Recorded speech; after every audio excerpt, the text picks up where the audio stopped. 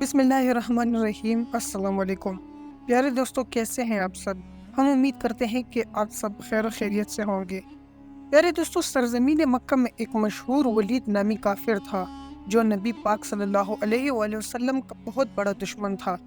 وہ آپ صلی اللہ علیہ وآلہ وسلم کو تکلیف دینے کا کوئی بھی موقع نہ جانے دیتا۔ ولید ایک امیر تاجر تھا۔ اس نے اپنے گھر میں ہی سونے کا ایک بڑا بت بنا رکھا تھا جس کی وہ دل و جان سے عبادت کرتا تھا۔ ایک دن وہ بت کی پوجا کرنے میں مصروف تھا کہ اچانک سونے کا بت باتیں کرنے لگا جس کی وہ پوجا کر رہا تھا۔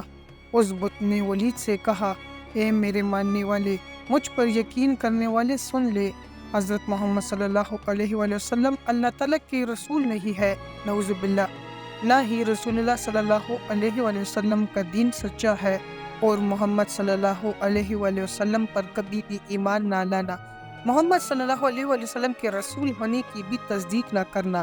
بت کو بولتے ہوئے دیکھ کر ولید کی خوشی کی انتہا نہ رہی۔ اس نے اپنے ارد گرد رہنے والے کافروں کو اکٹھا کیا اور بولا، دیکھو میرا خدا کیا بول رہا ہے۔ جب سارے اکٹھے ہو کر ولید کے بت کے پاس گئے تو انہوں نے بھی بت کے منہ سے وہی الفاظ سنے جو ولید نے سنے تھے۔ دوسرے دن پورے علاقے میں یہ بات پھیل گئی، سب لوگ آتے اور اس بت کے منہ سے یہ بیہودہ الفاظ سن کر چلے جاتے۔ ایک دن انہوں نے رسول اللہ صلی اللہ علیہ وآلہ وسلم کو بھی دعوت دی، اے محمد صلی اللہ علیہ وآلہ وسلم، دیکھو ہمارا خدا یعنی بت سچا ہے۔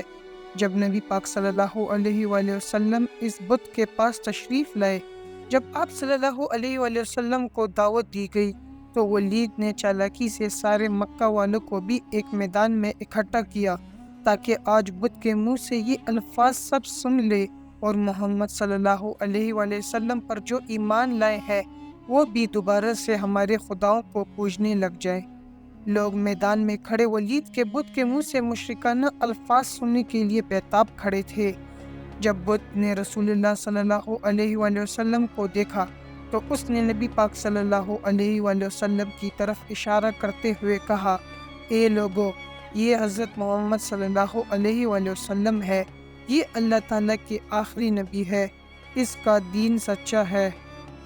قرآن پاک اللہ تعالیٰ کی آخری کتاب ہے۔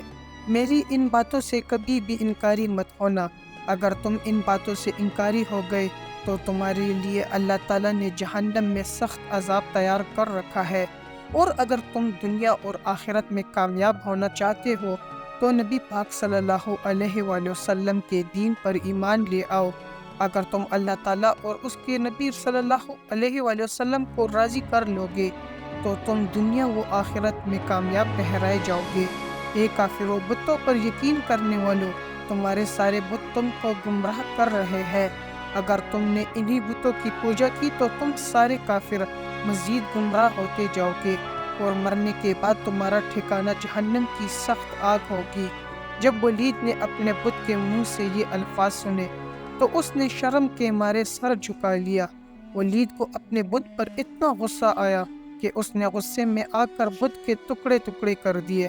جب حضور پاک صلی اللہ علیہ وآلہ وسلم وہاں سے واپس جا رہے تھے تو آپ صلی اللہ علیہ وآلہ وسلم کی نظر ایک گھڑ سوار پر پڑی جو بڑی تیزی کے ساتھ ہاتھ میں خون سے تر تلوار لیے آپ کی طرف آ رہا تھا۔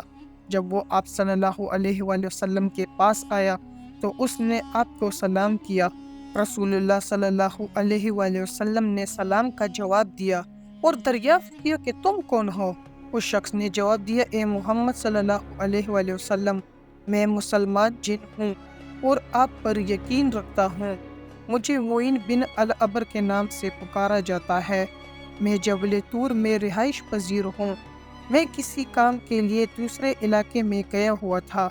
میں آج کافی دنوں کے بعد گھر واپس آیا تو میں نے دیکھا کہ میرے گھر والے کافی اداس بیٹھے رو رہے تھے۔ میں نے ان سب سے رونے کی وجہ دریافت کی تو انہوں نے جواب دیا کہ ایک شیطان ولید کافر کے بت میں حاضر ہوا ہے اور اس نے رسول اللہ صلی اللہ علیہ وآلہ وسلم کے بارے میں بیہودہ الفاظ کہے ہیں۔ وہ شیطان آج پھر اس بت میں حاضر ہونے والا ہے جو کہ نبی پاک صلی اللہ علیہ وآلہ وسلم کے بارے میں نعوذ باللہ غلط الفاظ بولنے والا ہے۔ جب میں نے گھر والوں سے یہ الفاظ سنے تو مجھ سے برداشت نہ ہوا، تو میں نے اس شیطان جن کو راستے میں ہی روک کر قتل کر دیا اور اس بت میں داخل ہو کر آپ صلی اللہ علیہ وآلہ وسلم کے سچے نبی ہونے کی گواہی دی ہے۔ یہ جو کچھ بولا تھا سب کچھ میں نے ہی بولا ہے۔ مسلمان جن کی یہ بات سن کر حضور صلی اللہ علیہ وآلہ وسلم بہت خوش ہوئے اور اس جن کے لیے اللہ تعالیٰ سے مغفرت کی دعا کی۔ اللہ پاک سے دعا ہے کہ اللہ تعالیٰ ہمیں اچھے کام کرنے کی توفیق عطا فرمائے اور ہمارا خاتمہ ایمان پر کرے۔